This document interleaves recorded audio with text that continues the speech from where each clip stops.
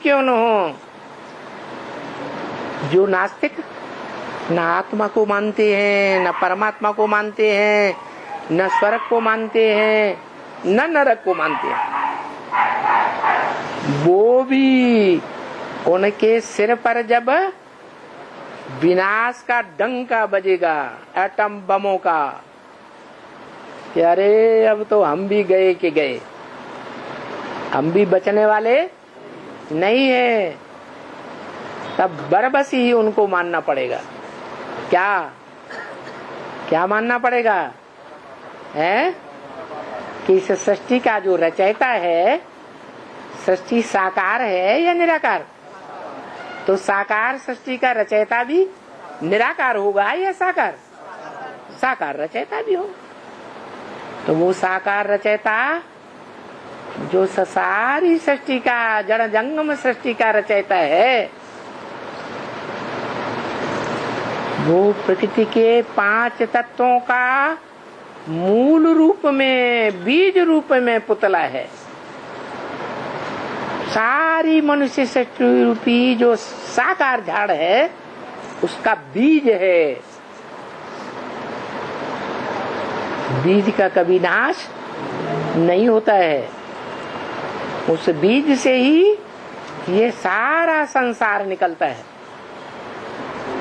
और महामृत्यु के समय उस बीज में ही सारी दुनिया समा जाती है। इसलिए गीता में लिखा है, अव्यक्त मूर्तिना, मेरी अव्यक्त मूर्ति में सारी दुनिया महामृत्यु के समय समा जाती है। और ब्रह्मा के दिन जब शुरू होता है तो सभी आत्माएं नंबरवार वहीं से निकलती है, वहीं से निकलती है और वहीं समा जाती है। कहाँ से निकलती है? कहाँ से निकलती है? अरे दुनिया में भी जो बच्चे पैदा होते हैं, कौन जन्म देता है?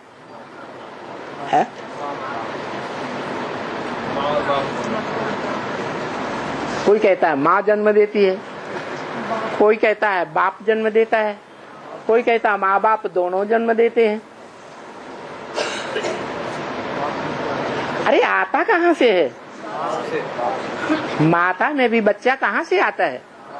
बाप से आता है ना। तो एक रचयिता हुआ या अनेक रचयिता हुए सृष्टि के? एक ही रचयिता है, और साकार सृष्टि का साकार रचयिता है। वो साकार रचयिता जब स्वयं संपूर्ण सतो प्रधान बनता है, संपन्न बनता है, तो संपन्न सृष्टि की रचना करता है।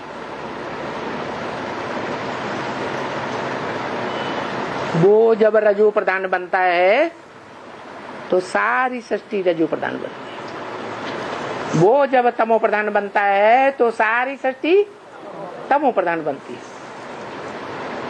एक के पतित बनने से सब पतित बन जाते हैं। क्या बोला मुरली में? एक के पावन बनने से सब पावन बन जाते हैं।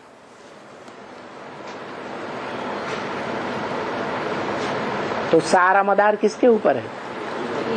पतित और पावन बनने का एक के ऊपर है। वो एक आत्मा सिर्फ निराकार नहीं है। क्या है? निराकारी सो साकारी है। इसलिए तुलसीदास ने कहा, सगुण ही अगुण ही नहीं कछु भेदा, उभय हरे भव संभव खेदा।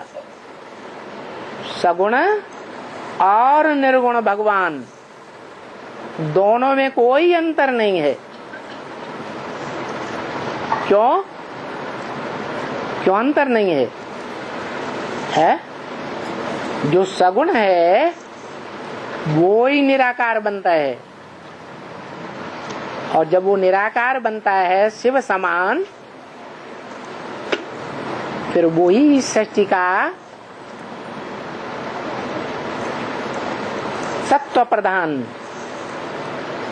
रूप धारण करता है,